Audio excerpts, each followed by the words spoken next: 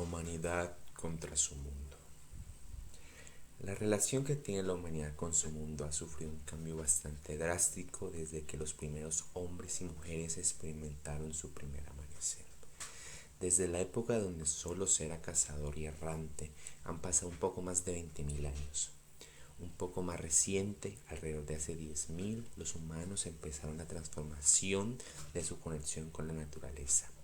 Empezaron, solo algunos grupos, a domesticar a otros animales y a labrar algunas plantas. De aquí en adelante, esta conexión con Gaia no ha dejado de mutar, o en otras palabras, la civilización o el conocido proyecto humano despegó. La conocida revolución agrícola o revolución neolítica es el primer paso fundamental para que el hombre inicie la dominación del ambiente. Quizás no en su totalidad, pero sí por lo menos en el plano de animales y especies. Y casi de manera paralela, esos primeros hombres y mujeres tuvieron que dejar su espíritu errante y establecerse como los aldeanos pioneros, de los cuales todas las sociedades actuales son herederos.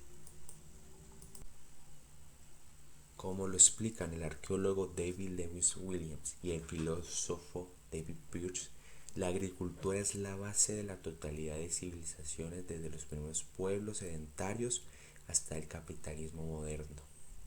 Esto solo fortalece las ideas de Sack, la cual establece que los humanos son seres geográficos, señalando que los humanos trabajan y transforman la tierra para convertirla en su casa. Esto le permitió a todos los pueblos que practican agricultura asegurar casi de manera permanente una cantidad considerable de provisiones de excelente calidad. Se cambió el factor de suerte del recolector a por el factor de trabajo.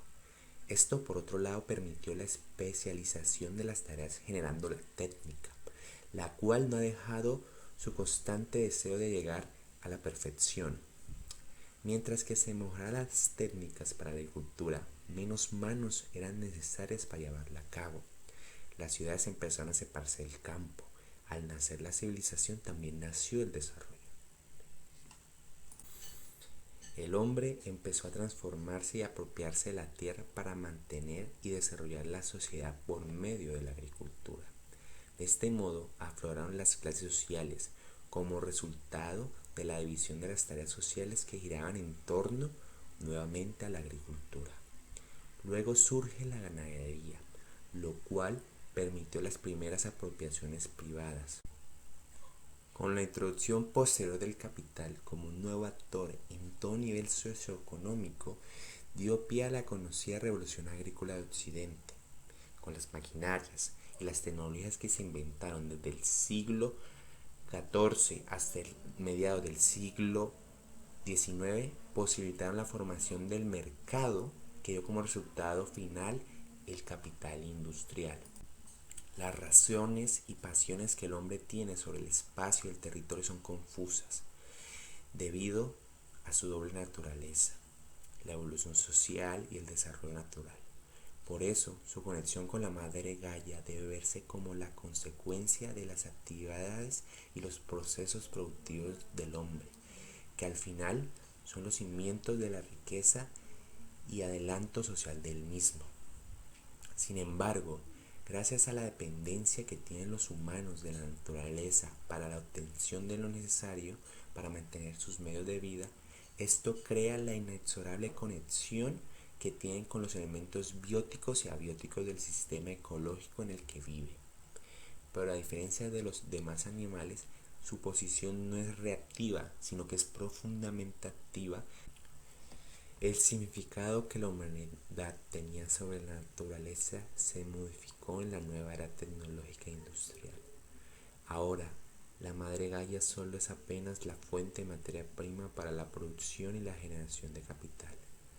El sistema económico que resultó vencedor de la Guerra Fría, el capitalismo, sacrificó el ambiente. Con esta oblación también hizo lo mismo con el propio espíritu ancestral del hombre. Se conformó con la idea llena de aire de superioridad que el único camino posible es la dominación de la naturaleza. y la visión simplista que el orbe donde vive la especie humana solo es un mero soporte de la producción, el lucro y el desarrollo, que en ocasiones raya en lo irracional. Problemáticas de salud pública. ¿Cómo afecta la minería a la salud? En Colombia, el sector minero representa, según datos del DANE, durante el último trimestre del 2019 el 2,1% del Producto Interno Bruto, siendo un sector estratégico. Esto indicaría que se debe tener una amplia literatura científica sobre la sociedad, el ambiente, el bienestar y la salud de las personas que trabajan en este medio. Sin embargo, es realmente limitada porque no hay investigación. Esto ocurre principalmente porque la comunidad no conoce o porque el gobierno no posee los datos para realizar acciones que minimicen los impactos.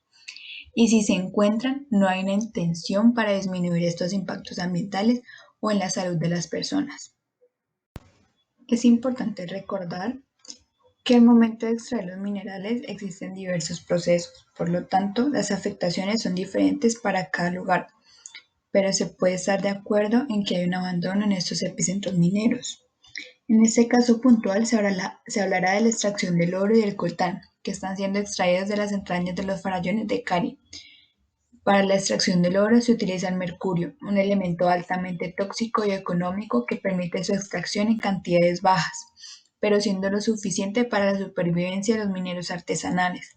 Este mercurio logra llegar a las fuentes de aguas subterráneas y las contamina en su forma de metilmercurio. Ambos afectan el sistema nervioso central y periférico. Cuando son consumidos afectan los riñones. Es muy común que el mercurio se aloje en otros animales vivos, como peces, volviéndose un círculo de toxicidad que sigue encontrando maneras de introducirse en el cuerpo humano, siendo un problema que crece de manera descontrolada. El coltán es una aleación conformada principalmente por los minerales columbita y tantalina. Se utiliza en computadoras y celulares, es altamente radiactiva, afectando a las personas que trabajan con él. Aún hay poca información de lo que puede causar en el cuerpo humano por constante manipulación. La minería ilegal, el asesinato prolongado de los farallones. Los farallones son la cordillera que abraza la ciudad de Santiago de Cali, cientos de kilómetros cuadrados infestados por quién sabe cuántos mineros ilegales. Arrasan la salud de este terreno mientras que en la Sultana del Valle 2 millones de personas siguen su día a día como si nada, sin ver cómo se atenta contra el delicado ecosistema de manera tan brutal que han logrado incluso secuestrar un río.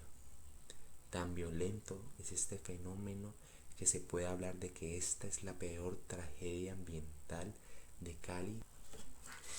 Esta minería ilegal se centra en su mayoría en la extracción de oro, la cual ha dejado más de 700 hectáreas de bosques talados, socavones que apuñalan la montaña, sedimentos envenenados con cianuro y mercurio que se desangran por las laderas y nacimientos de agua.